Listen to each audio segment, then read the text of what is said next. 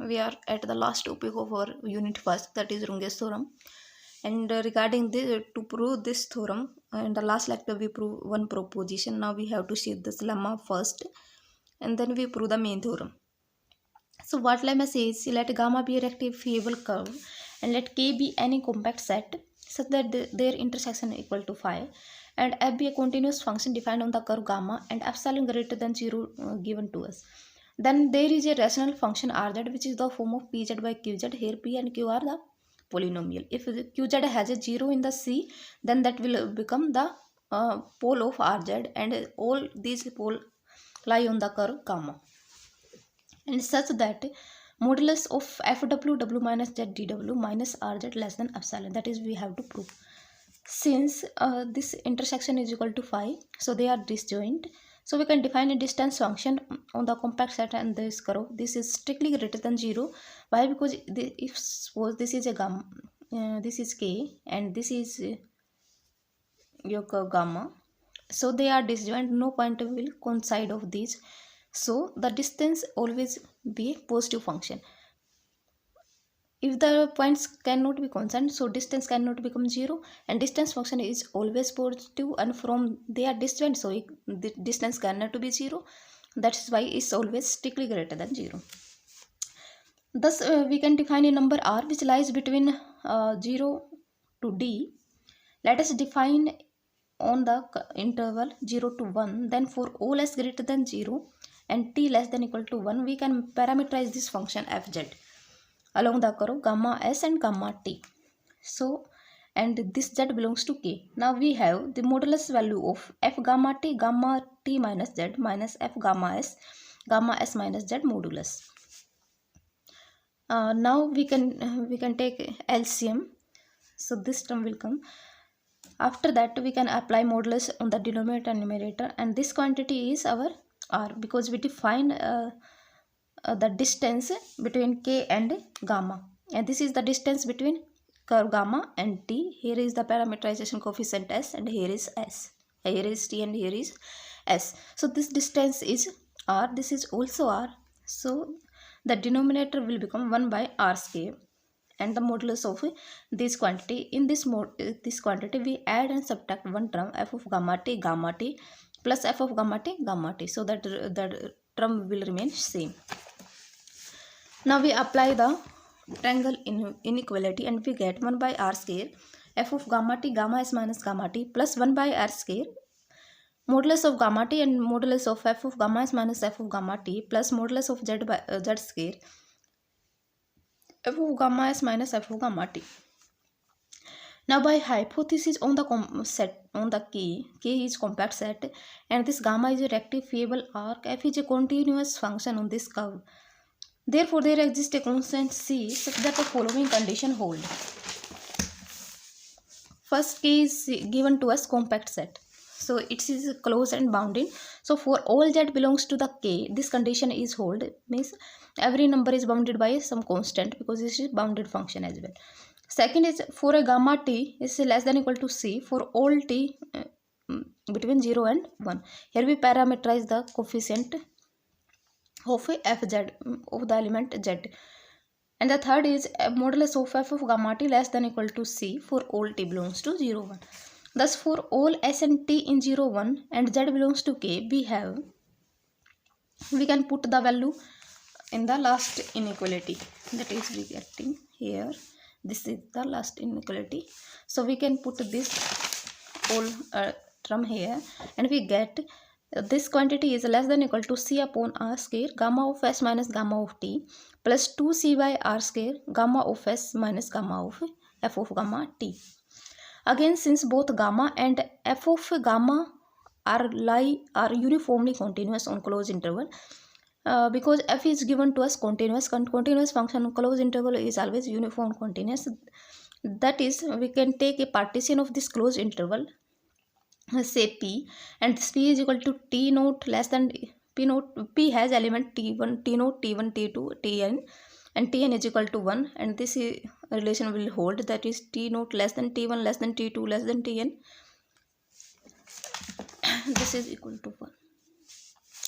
And modulus of f of gamma t minus z minus f of gamma s minus z is less than equal to epsilon upon v gamma, and this is the bounded variation of the curve gamma.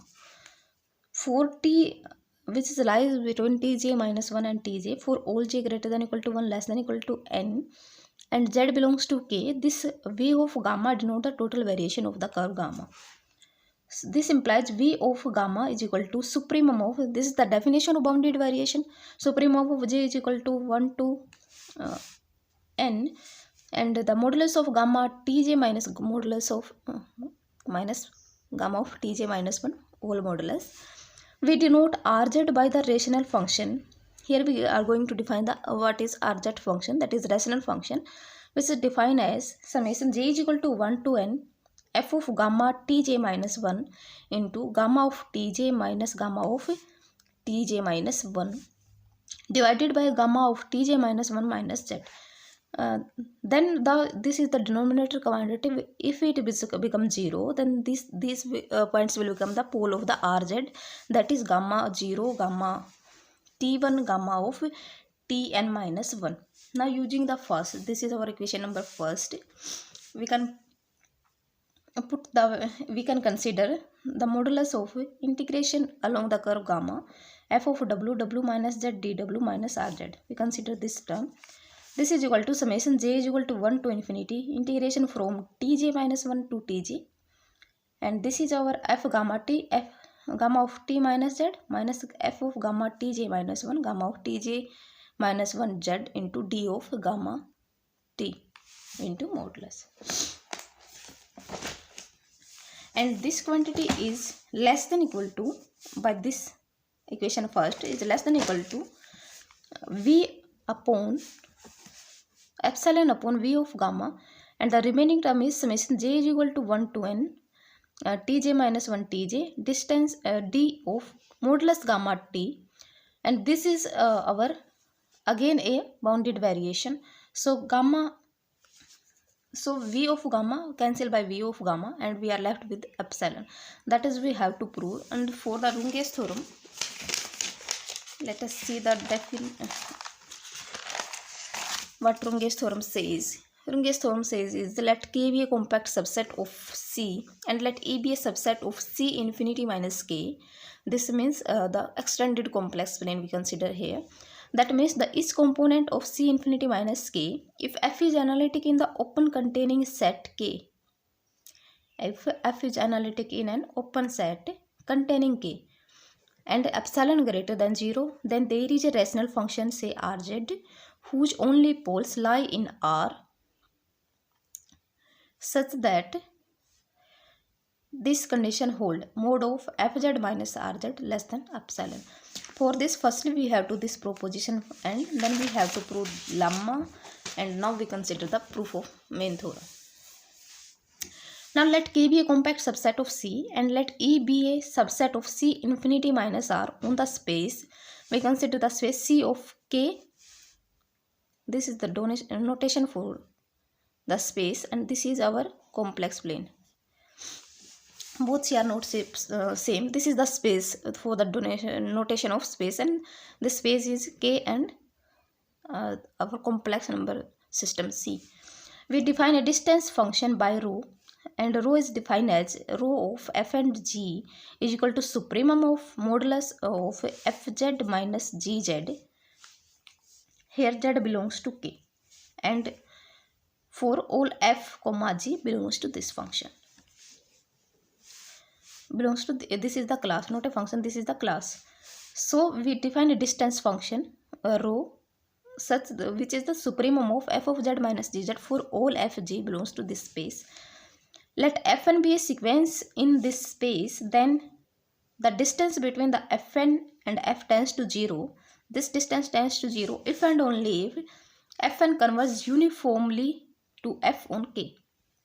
कि ये sequence जैसे ही ये sequence जो fn है अगर ये converge करती है f पे, तो डिस्टेंस फंक्शन हमारा क्या हो जाएगा, 0 हो जाएगा.